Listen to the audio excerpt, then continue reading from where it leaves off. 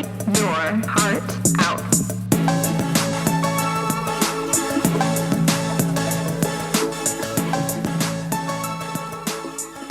Hey, I'm Kayla Ogden. And I'm Rachel Sear. And we're back talking about writing on our podcast that we came up with a name. We have a name now. And we're calling it Write Your Heart Out. I love it. I love it.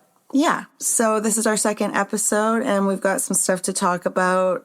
I want to talk to you, Rachel, about how you have to, for your class that you're doing at CSM, which is College of San Mateo. Yep. California, you have to submit short stories to be published, right? Yes. So as part of our final in this creative writing class, which I'm in the last 3 weeks of school, which is bananas, we have to create a portfolio. And in this portfolio, we have to show that we have submitted to be published at least into 3 different publications. And it can be the same story if you're allowed to submit multiple times one story or different stories, but we have to show 3 separate times that we've submitted something for publication.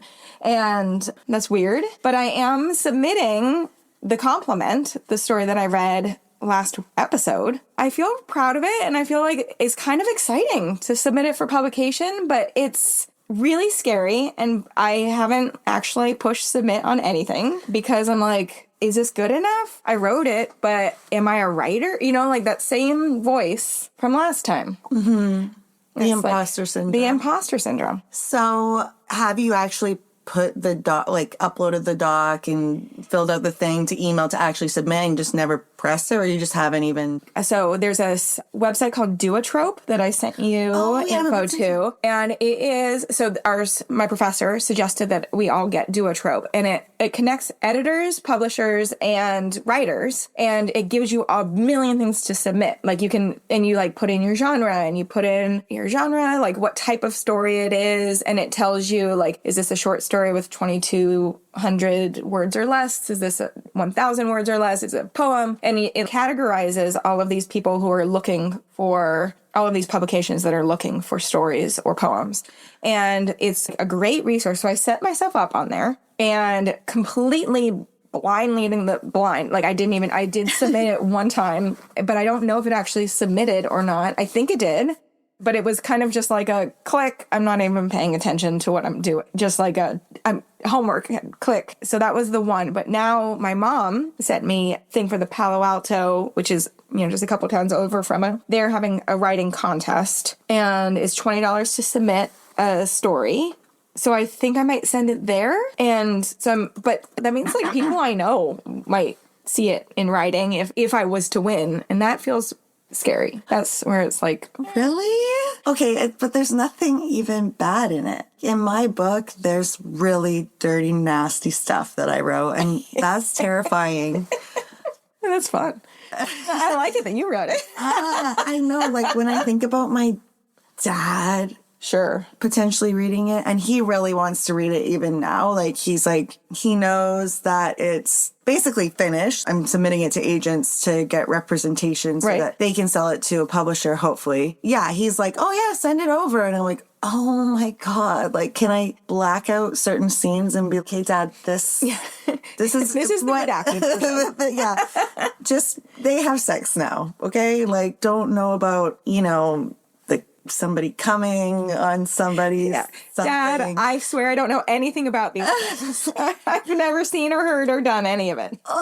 It creeps me out beyond. And also my in-laws, my husband's parents are really religious. Okay. And they actually think that, oh my God, I hope they never listen to this. So they actually think that Sean and I were, I think, virgins when we got married. That's cute. Even though, and there were sort of some serendipitous things that happened in order to keep this illusion going. For example, before we got married, I did move in with Sean, but we had a 3-bedroom place with a roommate. And I remember Sean was like, oh, what are we going to do with the other room? And I was like, that's my room. I love you. We're moving in together. The big room with your bed we'll sleep in there. Sure. And that's your room, and my room's over here, and that has my couch in it, and my desk, and my closet, and That sounds lovely. It was fucking lovely. I was scared to like move in with someone and really, so it was sort of like a stepping stone. But anyways, that can sort of kept the illusion going a little bit that we weren't sleeping together, because I'm like, oh, Kayla moved in, but she has her own room. Sure. And then this one time, he and I were going to a wedding, and his parents drop us off at the hotel, and we go into the room, and we had accidentally booked a room with like 2 queen beds. Oh, perfect. So it was, if they want to think that we don't do that, they can. They can keep that. They can live. Sure. They don't watch movies with anything like edgy in it, right? Like if they watch a movie, it's going to be probably PG-13. Sure. It's just, the dad's like, there's just a lot of stuff on TV. It's just like too much for us. So I'm like, my book. Sweet. Yeah. What a sweet life. Just like, we don't want to know. Well, I'm not laughing at them though. That wasn't laughing at them. I'm like legitimately, that's like a sweet life. The world is so horrible if you let it be. Yeah, it is. I mean, it's true. Yeah. So your book's going to really be eye-opening. They'll have to admit that you watch rated R movies at the very least. Yes. They aren't going to know what the things mean. When Sean was a kid, he named his cat Pussy. And nobody realized that they were calling the cat a pussy. Because they were just thinking like, pussy. Yeah, that's what that is. Here, pussy, pussy, pussy. So, you know what I mean? Like in the book, I don't know what I will shatter their brains. So they're going to think you're talking about a cat, like a lot of the book. What's happening? Like, this is about a cat. Wow. Oh my God. This cat goes on some adventures. Everybody loves to rub this cat. Yeah. So, but this is another thing. Okay. So my name is Kayla Ogden. Yes. And I didn't take my husband's last name, but just because I didn't want to do the paperwork. Like, a form is my kryptonite. I cannot fill in the boxes, okay? And there's a lot. Like, when you're Canadian and you're coming out here to America, it's like, what? I'm supposed to change my green card now? What the? Sure, how do that's I an even extra do step. that?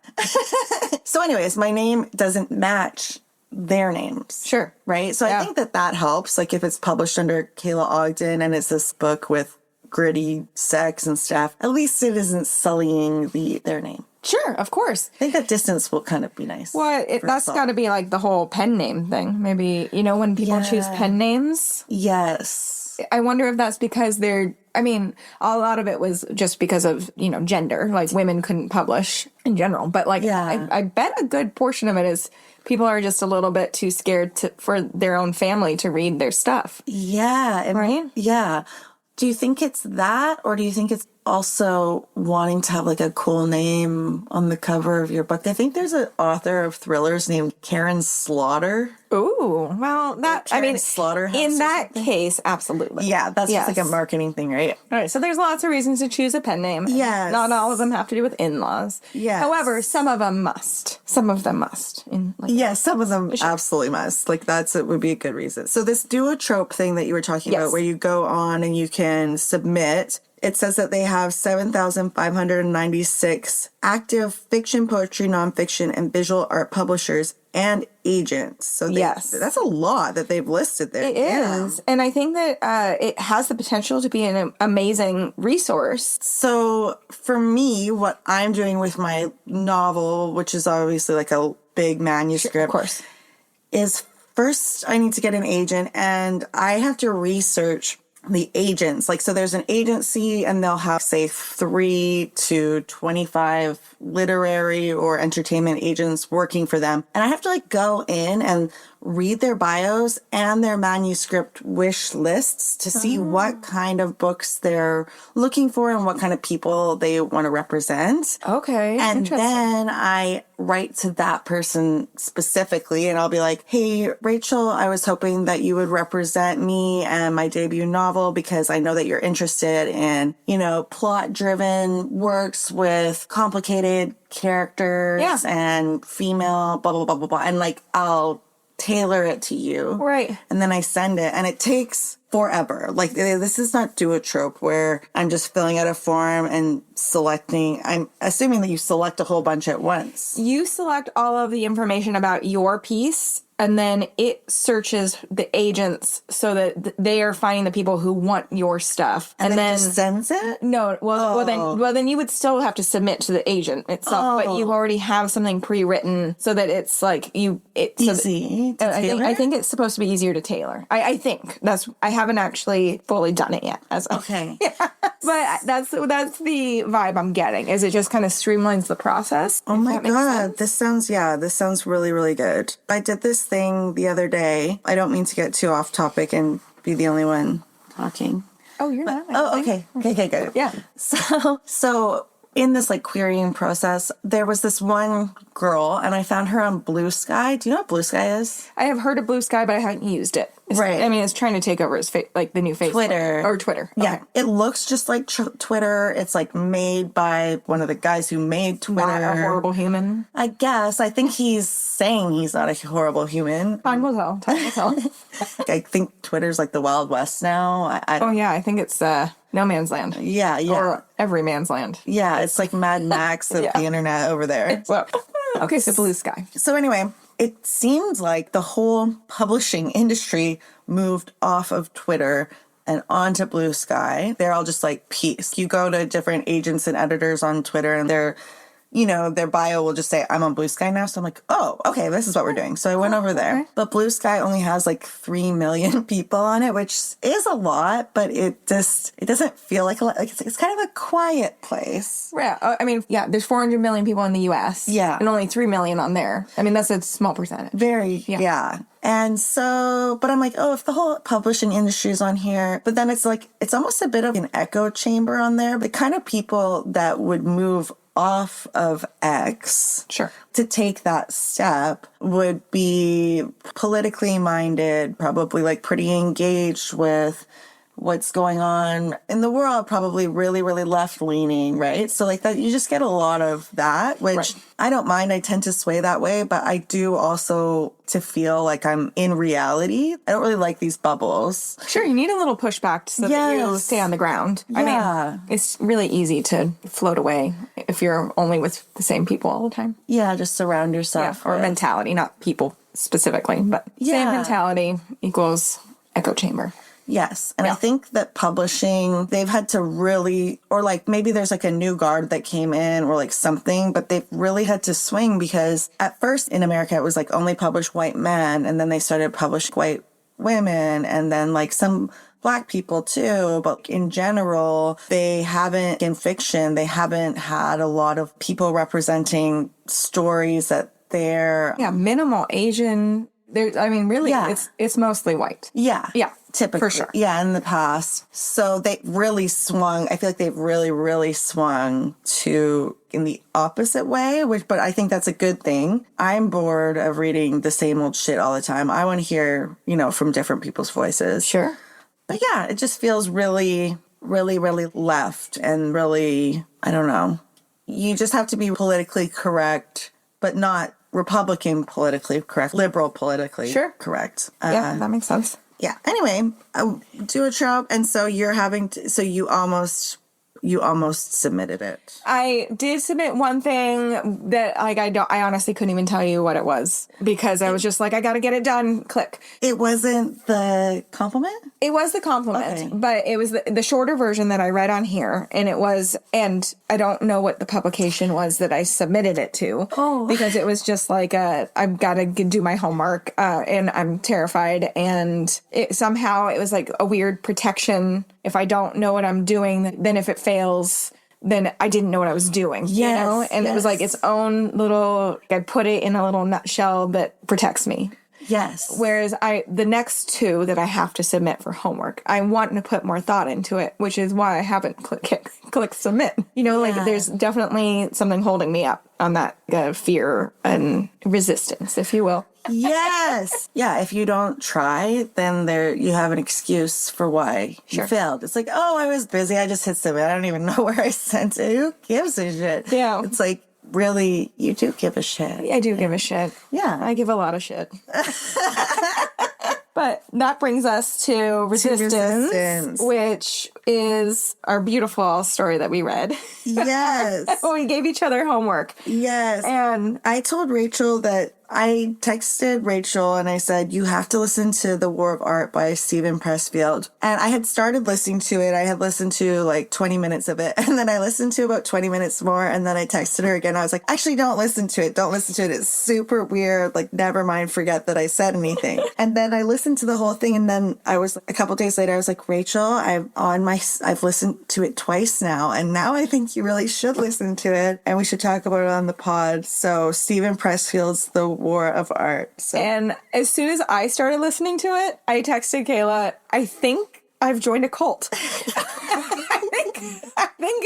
I think I'm being indoctrinated into a cult here. It's a very interesting, weird book. I can see how the oscillating happened in your head as you were listening to it and telling me to listen. Because so Steven Pressfield is the best-selling author of Bagger Vance. The Legend of Bagger Vance. Yeah, have you ever read that or seen that movie? I feel like I saw the movie. I definitely remember it coming out. I have for sure not read the book, but when I was listening to this guy, he seems nuts. And then when he talks about how he wrote The Legend of Badger Vance, oh, okay, well, that's a prominent book. Like, I heard that name. I know that book. It was made into a movie. Like, this is a legit author. You must know what he's talking about. Yes. It's like, if he hadn't written The Legend of Bagger Vance, and he wrote a couple other big books too, dude, this movie was stacked. It had Matt Damon. Isn't Will Smith in it? Will Smith, yeah, okay. Charlize Theron. For whenever this came out, that's like the dream team, baby. It's about golf, right? Yeah. Okay, yeah. Steven Pressfield likes to golf. He really liked golf in this book. He kept using Tiger Woods as a example, and I was like, does he know that Tiger Woods is like a piece of shit? He'd be like, not to bring up Tiger Woods again, but just let me tell this one more story about Tiger Woods. It's like, okay, we're all inspired by Tiger Woods. Yes, even though he likes to fuck around. When was this thing written? Okay, so Esquire called this book a vital gem, a kick in the ass. So I was turned on to this book by this YouTuber. Wait, hold on, clarify. The War of Art, not the Bagger Vance, which... The War of Art. Okay, perfect, yes. Yes. So there's this chick on YouTube. I should really say her name. I'll put it in the description. So she's like a comedian, a young comedian. I think she's a Zoomer. And she had this video called Every Episode of Sex and the City. Oh, that's fun. Which actually makes her seem older, right? But I don't know how she knows about Sex and the City when she seems like she's like 25 or something. But it's on Netflix now. So maybe it's having like a resurge. Yeah, maybe. So she's like, she's like being Carrie Bradshaw in her video, and she's on the couch talking to this guy, and she's like, would you rather be single or dead? And he was like, oh, okay, this is good. Okay, so I would rather be single and you be dead. I was like, she's like, oh, what? And he's like, no, sorry. I mean, not single. I mean, I would rather you be dead because I'm a necrophiliac. This took a turn I was not expecting. What? And she's just like, oh. And then it like cuts to her on the bench with her friend. And she's like, yeah, so then after we fucked. And she's like, you fucked him? And the girl's like, what? You fuck your dentist? And she's like, what? I like it when he puts his fingers in my mouth. Anyways, it was just like happening right now. They were like talking about how then they started talking about necrophilia as though it were like sort of like a condition and like you feel sort of bad for them. Okay. I mean, it's just funny, right? It would be rough. It would be so. I couldn't. Anyways, obviously you can't. But this chick, she's so funny. And then she also posts videos of like just talking about her creative process. And then she said that this book was so good. Okay. And I'm like, okay, little lady, I like your creative output. And, sure. And so. Clearly, she's just going for it. She's going for it. She found her muse. So what's your review of The War of Art by Steven Pressfield? Okay. Overall, bananas. I think that I listened to it. I think that there were some major gems in it. Ooh. Like, I feel like his description of resistance is spot on. but the way he gets there is bananas, you know?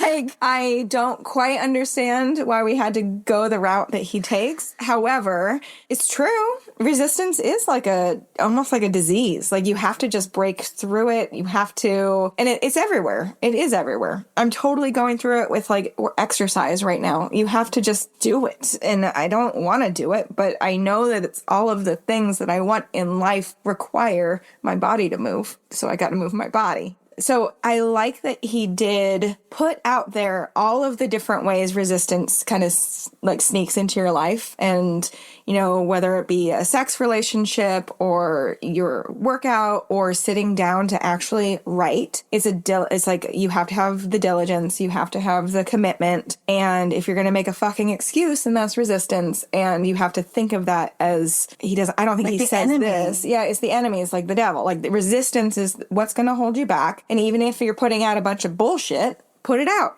Like, there's nothing, and I appreciate that. So I think that the book was full of gems. I don't think I loved the messenger, but the message was correct. You know, I liked it. What about you? Yeah, so I think he breaks it down into like 3 sections, and the first section is all about resistance, resistance is obviously a word that we all know, but he sort of anthropomorphized. Yeah. It's like an entity, the devil, and it's like showing up in your life in all these different ways. Yeah. And sometimes the ways that he says resistance is showing up is like hilarious. So he has 20 chapters on resistance, and each chapter, if you're listening to it like I did, is only like 2 minutes long. Yeah, it's quick. And so it's resistance of self-medication, resistance of victimhood, resistance and the choice of mate. He says that you might choose your spouse as a form of resistance. Right. Just to resist becoming your ultimate creative self and doing what you were put on this earth to do. Resistance and self-doubt, fear, love, resistance in being a star, resistance in isolation. One of the things that I thought was like amazing was when he says resistance and healing. So this is like such a boomer ass thing that he says is that whenever we're trying to heal and do self-care, go to a thing to heal our minds and our spirits and our psyches and whatever, he's like, that shit's resistance. He's like, just sit your ass down and write your thing. Stop, gazing at your navel and trying to figure it out. It's like, yeah. So I thought that was, very funny. Boomer. That's very true. Very boomer. And I thought he's very spiritual, which is one of the things that I want to touch on. He's like, people, when you start doing your project and you're doing what you were put on this earth to do, people will become resistance. He's like, you'll notice it everywhere. Your spouse starts acting weird.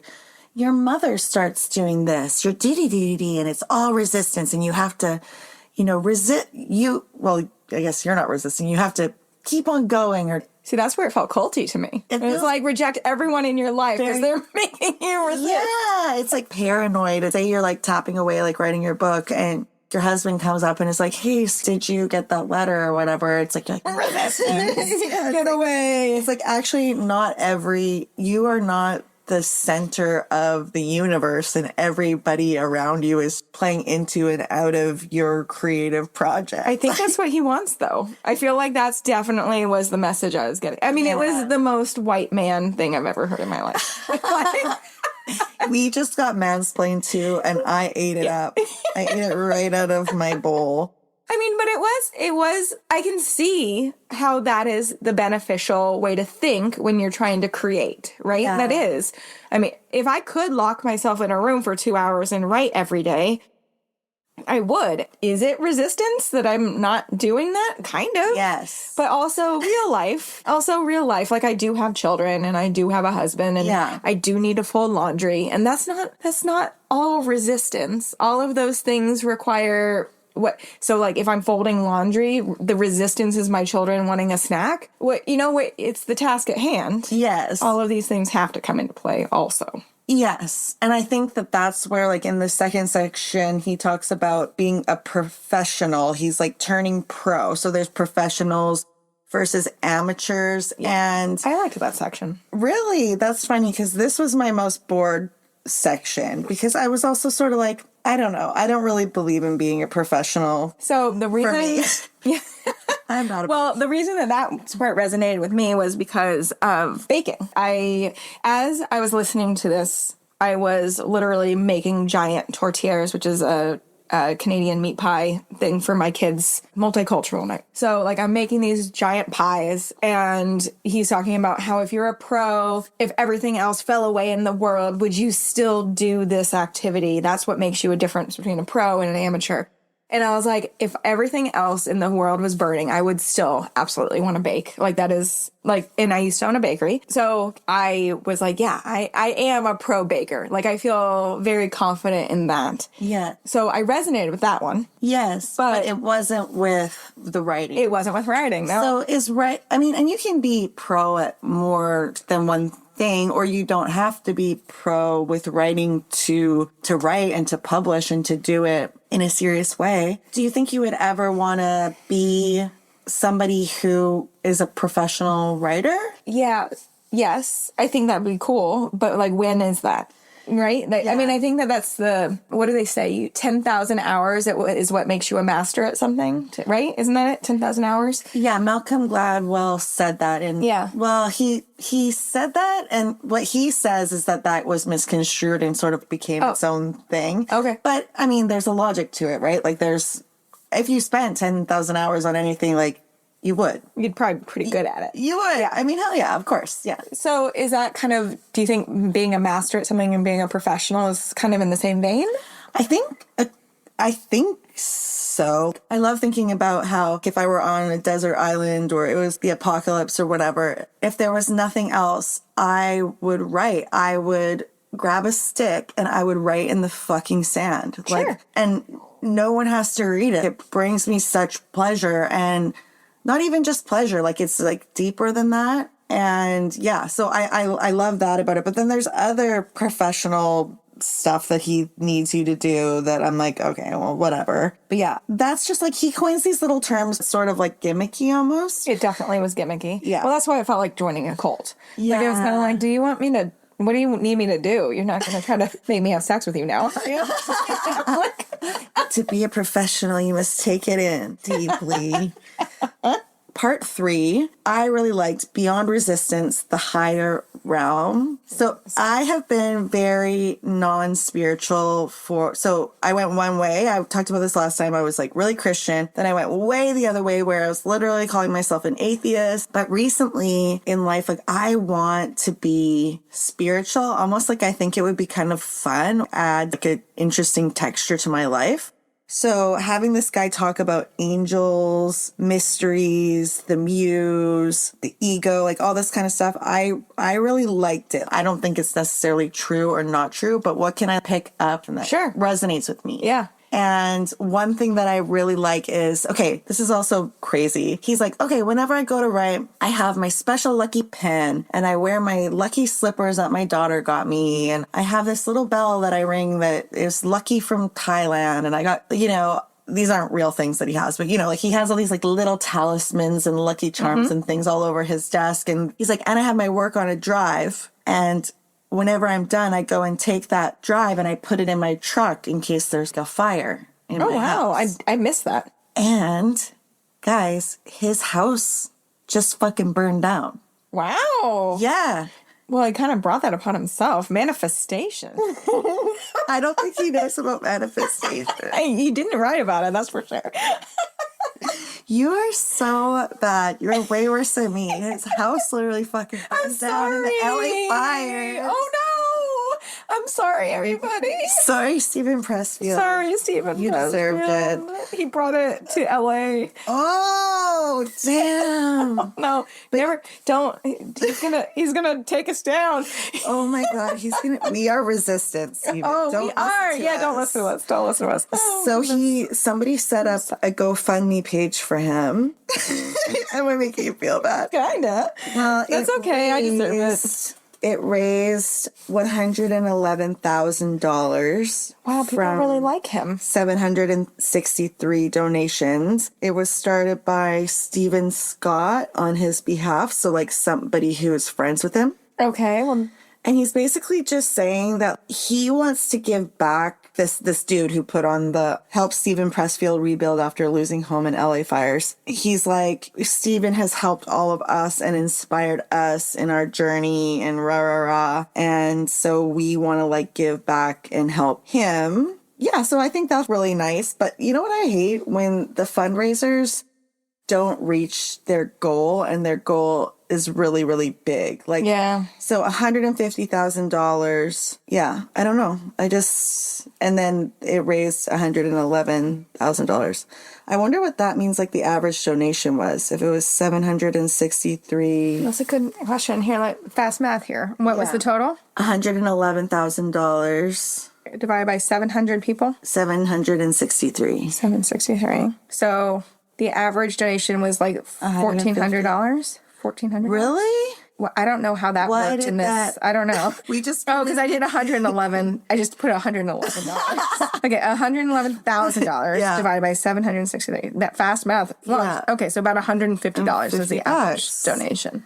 Yeah. Well, that's nice. I mean, I feel bad for Steven, and I'm glad people are helping him, and I wish Legend of Bagger Vance really did more for him to, be able to afford a new house. Yeah, I don't know. Who knows? And who knows who this Steven Scott guy is either. But yeah. I mean, not that he should have. I mean, I hope he had good insurance, I guess, is really the grand scheme of it. Yeah. I feel like, I paid for his audiobook. That's true. You did your part. And then you had me listen to it, and I paid for it. Yeah. So basically, that's probably like $30 in his pocket. So I feel like that's kind of what he deserves from me in terms of his influence on me. I mean, just because he has a GoFundMe doesn't mean we have to fund it. I feel like we're going off topic a little bit here.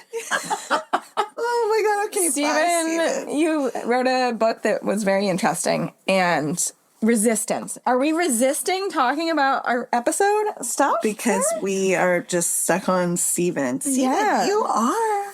We need to find our muse, and it's not all. Steven. Okay, yeah. So, one of the things that Steven talks about is the muse. So this is what I want to do. To be more spiritual is a long time ago, I bought a spice rack, which is a little cupboard like this. Okay. Mm-hmm. What am I doing right now? I was about to describe. She's holding up her hands and creating a large rectangle in the air. It's like a 2.5 by 1.5 foot rectangle. Yeah. And it's about like 6 inches deep, and it's a little cupboard, and you put it on your wall, and on the face of it, it has all of these pictures of like spices and herbs, and then like it's vintage, right? It's like a mid-century thing. Then you open up and there's little shells, and it's like walnut wood. And I'm like, this is going to be my shrine. Oh, wow. To the muse. And I don't know, like on the front of it, maybe a collage-ish, dream board-ish thing, or lucky talisman things. And then inside, lucky talisman, whatever. I don't know what it'll be. And then when I invoke the muse, maybe I'll open it up and it'll be like a shrine. You know what I mean? Okay, I'm like into a that. Hindu shrine only for me. Do you have an office at home? No, but I have a corner of the bedroom where I have my desk, and it's very artsy and chic in my corner. So the cabinet will go there. It'll probably go there, and yeah. so when you're ready to write, you'll open it up and kind of set the scene for yourself. I'm into that. I like that. So invoking the muse, I guess, is a thing that artists have been doing forever, and writers, I guess, still do it, which I think is really cute. The idea that, it comes from Greece, where there were like a bunch of muses. They were like somebody's daughter or something, and there's a muse for like each thing. Oh yeah, he said all the names, and they had some very intricate names. Really cool names. I think that the one for writers is probably Calliope, and she's a Greek muse. So there's 9 Greek muses, and their names were Clio, Euterpe, or I'll say what they do and their names. So Clio is the muse of history. Euterpe is the muse of music and song. Talia, muse of comedy. Melpomene is the muse of tragedy, who I think maybe she should be my muse for my novel, because my novel's a tragedy. Terpsichore, muse of dance. Erato, muse of lyric and love poetry. Polyhymnia, muse of sacred poetry and hymns. Urania, muse of astronomy. Okay. And Calliope muse of epic poetry. So this was generated by AI, but like I've been hearing that Calliope is like a good writer one, creative one. But in the Odyssey, the old ass poem, Homer has this thing where I guess he evokes the muse. Sing to me of the man muse, the man of twists and turns, driven time and again off course once he had plundered the hallowed heights of Troy. So anyways, I'm going to figure out how to invoke the muse. And the idea is that the muse works through you in a creative way. And then what you do, your output pleases the gods or God or the universe. When you tap in and listen to the muse or just use your own creative power, whatever you want to think, it pleases the gods. It's good. It's a fucking good thing to do. Yeah. So I want to get more spiritual with it. So I'm going to do that. And then once I make my shrine, maybe I'll like take a picture and post it or something. You know what I loved? Okay, one, I want to see your shrine. I'm very excited about that. I think it was in this one, or it was in the Eat, Pray, Love lady. I listened to the War of Art, I finished that, and then started the Eat, Pray, Love TED Talk. Elizabeth Gilbert. Yeah. Back to back. So I can't, but genius, the word genius. Yes. Which one was that? That was Elizabeth Gilbert talked about that in her TED Talk. Okay, so in that, she talks about how the word genius started as there's nobody who was a genius. A genius was something outside of themselves that like you had. And I loved that. She doesn't know when that switched to somebody is a genius and like how kind of messed up that is for you to try to own genius. I thought that was really cool. And it actually tied in really well to the War of Art. Yes, I think they're talking about a lot of the same things because artists throughout history have been like evoking inspiration from this genius or the muses or gods or whatever. Yeah, but something that comes to you, not something that you just possess all the time. Not just like it's out of like your own genius, like the way that we think about it now. And I love the idea that they both talk about as like the muse, like coming and whispering in your ear, this inspiration.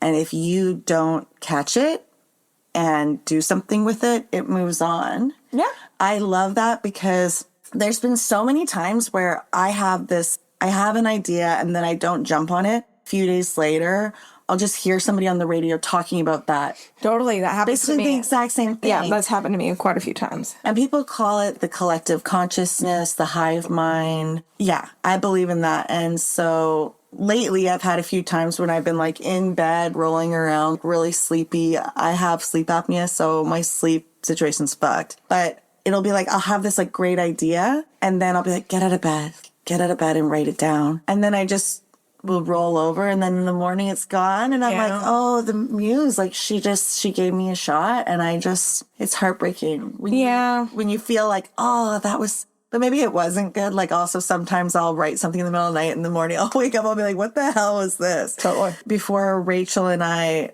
were recording the first episode of this, I picked up my phone. I was like, what was that thing I thought was so important and deep that I wrote last night? And I opened up my notes app and it just said, trust Rachel. Oh, that's sweet. And I think what it meant was she has a point of view and that she's so funny and smart. And so just, yeah. Well, there's a reason that the second that this got brought up, we were both like, yeah, we can trust that. Yeah. Yes. Yeah. I think that that's fair. Trust me. So when you get an idea like you did for the compliment, sure, or any of the things, the character building that you've been working on, where do those ideas come from? Do you feel like it's sort of a weird spiritual thing at all, or? Well, no, I wouldn't say that the idea coming to me feels spiritual. However, the where it's going kind of does. If you had asked me, I think I might write a book, what would it be about? I would have given you an entirely different answer than where these characters are going. And that feels very beyond me. I always thought it was very strange when authors would be interviewed and they would say their characters took on a life of their own, but it's very true. Even writing the outline for these characters, their outlines took them in a different way than I thought was possible. And I don't know how else to categorize that other than maybe spiritual. Yeah, it's in my brain, but that doesn't mean they're mine. Right. Or it could be subconscious. That sounds bananas. I mean, I don't know. It is. People say there's two different kinds of writers. There's plotters and pantsers. Pantsers? Yeah, so we just write off the seat from the seat of our pants. Oh, okay. I get it. Yeah.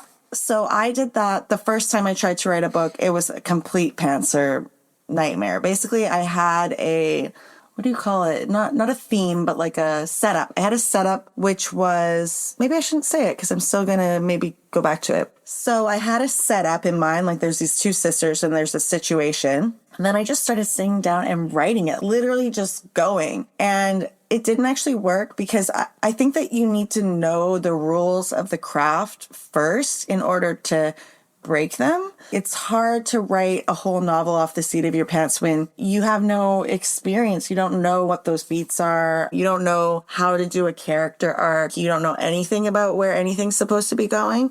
Yes, absolutely. So basically ended up writing 30,000 words and being like, it's done. Because there was no plot. It was just like, so I would like to be a plotter. I would like to know where it's beginning, what happens in the middle, and where it ends, and some things about the character before I start just going.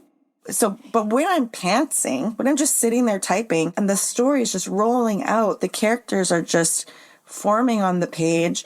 They're having these conversations. They end up saying things that are like whack. They go places I've never, Sure. It's like where it does feel a little bit, I don't know, otherworldly. Sure, otherworldly. Yeah. So I think outlines are pantsers. I think the outline is where I get pantsy. And then the actual story itself, like I had a start arc end where I thought it was going to go. And a compliment? I don't know. I'm putting in air quotes novel that I'm writing, but I should stop doing that considering what we're trying to talk about here. I have a end in sight, but my characters are kind of going off, and now I feel like I might have to adjust. But the outline was totally just off the seat of my pants. Each character got their own kind of personality that way. And I don't know how you would outline or how you would not seat of your pants create the personality. Right. It has to start somewhere. Right. Right. At some point you're being creative and conjuring up these ideas. So it's like the part where it's really free is during the outline for you. And then when you're writing the narrative and the pages and the scenes, they're sort of, you're putting them in that outline, but you're giving it room to kind of like spread and go where the characters and although what you were just saying of like going with the seat of your pants, but you have to know the rules before the compliment when the first iteration of it before you helped me hone it in, that was definitely like I didn't know the rules yet. Right. And like it was very helpful to like see in real life, in real time, like not following the rules. Like we gotta bring it in a little bit. That was helpful. And that was, my first short story. And that was very needed. Dude, I have never written a short story and I don't know how. Yeah, but I feel like my short story is just like, it's like the little dwarf. It's not a baby because it's still a fully formed story, right? But like a dwarf version of a novel. Right. So the same rules apply. Yeah. So you had the rules. I didn't have the rules. Right? Yeah, but it's like what you did. I don't know how to do that. It's like, so they say that the character has to, I don't know if this is true, but everybody says that the character has to change. Yes. In a book or in a story, the character has to start out one way and they're different by the end of it. They've learned something. Yeah. Or something's happened to them. Yeah. Yes. How can that be true? Like, how can it be true that every story and every book, the character has to have this arc where they change? I mean, I would like to actually maybe challenge that, but it is what it is. Everybody says that. And it was very, very satisfying in your book, obviously, or in your short story. So the two main characters, there's the narrator and her daughter Tessa. So Tessa starts out basically she's really nervous and anxious and she's sort of stuck. And by the end of it, she has a lot more agency. She's throwing out the lasagna with her own gumption. Right? Yeah. No one had to tell her how to do it or where to do. You know, hands she not just shaking did it. on the cheese. Yeah, exactly. And the narrator, like, how does she change? Does she change? I don't think she really changes as much as... Maybe she watches her daughter change and gains trust in her daughter. I think so. I think, like, in the beginning, she's really nervous about making sure her daughter's okay. And by the end, they're just, like, laughing together on the floor of the store. And it's okay to not be okay. So, yeah. And I think that, like, at first she was really nervous about how to make everything okay. And at the end, it's okay to not be okay. So when I was talking to my friend Arlene about the idea of submitting for publication, she was saying that I should submit to women's psychology magazines. And I was like, why? Didn't even occur to me. She goes, well, it's a great story about overcoming grief and, like, waves of grief and, you know, the psychology around, like, being with your family and having to ride those waves together. And I was like, oh my God, I didn't think of that. But it kind of is. Yeah. And so I think one of the publications I might try to look at is to see if there's anyone that wants to go down that road. But yeah, I think that's how the character changes in that. Yes. Bring it back. Yeah. So did you go, okay, this is what's going to happen to her? No, that was definitely more of a pantser. It was a pantser. But Carolyn, the unnamed protagonist in that story, she came from the book. So, she already had a kind of an outline in it. No, I mean, I don't think I really had an agenda as to how they were going to change. I think that but that was a very specific thing my professor says, that your characters have to change. Yeah. Like, they have to be different from when they started. And I think it just kind of intuitively felt like they had changed enough and it was okay to be done. Yeah. I imagine that you had these characters and you wanted to introduce this next door neighbor. Yes. I feel like you start with the characters and then you had the setup of the grocery store and then you just sort of saw where it went. Is that true? 100%. Jan does not exist in my book, in the novel. She was the antagonist, right? Yeah. And so, like, I knew that for a short story, there needed to be something that was going to push my characters into something uncomfortable. Like, that was the prompt that was given by the professor. So that's kind of what I had to go with. And then Jan didn't even have a personality yet. She just kind of, she just popped in and, like, ruined her day. She's so realistic, Jan, the next door neighbor who means well, but they're also kind of a see you next Tuesday. Oh my God, I gotta tell you this. So I didn't even think of it. It didn't even cross my mind until my mom, she came to the thing to hear me read the story. And afterwards she goes, I'm so glad Jan didn't come. And I was like, what are you talking about? She goes, our next door neighbor, growing up, our next door neighbor was Jan. Like, but it wasn't based off of our actual next door neighbor at all. But I grew up all, like, 18 years that I lived at home, our next door neighbor was Jan. Like, what? It blew my mind. I had forgotten that. So did your mom think you were talking about actual Jan? I think she did. But does it track? No, the description is not at all. Okay. Like Jan. Thank God Jan didn't come. But, if my mom had that in her head already, she might not have even really listened to the descriptor of Story Jan. Yes. She probably just saw Jan Roberts, our next door neighbor. Jan Roberts. Shout out to Jan Roberts. In my book, it's Jan Garrick. So, yeah. Big difference. Different lady. Yeah. Good next door neighbor name. So I wonder so earlier when we were talking in this conversation, and I started saying that in my book there's sex stuff and then talking about my in-laws and stuff. Do you think I shouldn't have said that? Because, basically what I'm trying to say right now to the listener is that we have a plan for what we're going to talk about next episode, and we're going to talk about spice level and writing about sex. I think this is the perfect segue. Okay. I think let's just tie this back up into a nice little bow. Yeah. I got here at 9:30 and it's 11, so I think we've been talking for fucking ages. Yeah, I think that we should just tie this up and we can, sex talk. Should you have talked about it? Is there a should? I don't know. I'm sure it's a topic for next week. I should have saved it, but I feel like talking about spice is endless. Of course. And also, I want to talk about romantasy. Yes. Which is every agent that I'm trying to query they want Romantasy. Interesting. Romantasy is what is selling now. Yeah, so we got to get into this next time for sure. Yeah. So there is a book, Thorns and Roses, or... Okay. Oh, here it is. So it's called A Court of Thorns and Roses. And there's like a number of different books, but this is one of the leading Romantasy, and apparently it has they have big, crazy sex scenes in these books. Okay. And a lot of them are, I think, would push us out of our comfort zones. Okay. And a lot of them are like YA. So we should read And it. they're not having normal sex, I don't think. I think, there'll be like a centaur and like a mermaid getting down. Or I don't know. Okay? So maybe we should read... listen. Yeah. Yeah. At least part of it. I think that's good homework. Okay, so we'll read the leading Romantasy thing, which is, and then I'm going to try to write a short story. Okay, and I've never written a sex scene, and I want to go into that because I don't even know not why, obviously I know why, but how and...